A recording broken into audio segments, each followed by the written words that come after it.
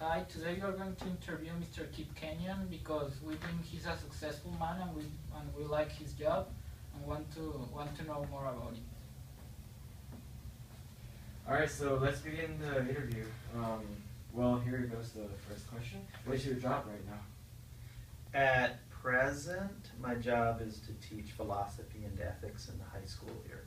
But you used to teach English back in like 2003, right? When I first started here at the Tech, I was an English teacher for 3 years in Profesional. And mostly I taught writing, like essay composition, public speaking in English. Was it easy to teach English? No, I don't think it's easy to teach any language. I think it's difficult to teach a language, especially the finer skills of writing essays and speaking in public. I think that's a hard job. I see. How were you convinced to teach English? I mean, what made you decide to give classes and here in Tampico? Well, there are a number of factors that were part of that decision. One is that I wanted to be in Tampico, and that was an available job. Another is that I enjoyed teaching, and so I hadn't taught English before. I'd been actually a computer teacher before that. But I enjoyed teaching, so I wanted to be in Tampico. I wanted a teaching job, and that was the one that was available at the moment, and I thought it would be enjoyable also. So I took it, and I did it. Interesting. What are the pros and cons of your experience of teaching English? The pros and cons of teaching English. Well, one pro, perhaps the best aspect of teaching English, or perhaps any language, is the opportunity to get to know students in the classroom. There's lots of time to talk. The students get to know them, enjoy who they are as people. Perhaps the worst part is that sometimes it gets repetitive, and the repetition from semester to semester can be a little bit boring.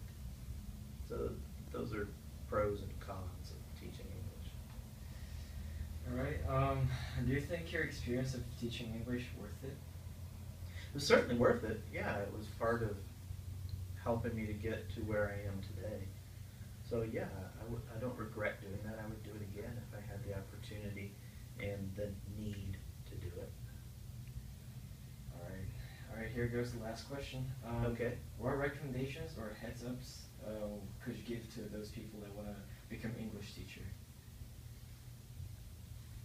Let me think about that for a second. I guess first of all, you have to love language. You have to love language, you have to love people.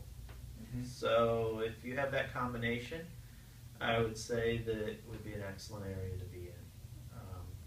If you don't love people or you don't love language, I think you'll end up changing from it anyway, so I don't know why you would go into it. So you liked philosophy, but you also liked teaching English?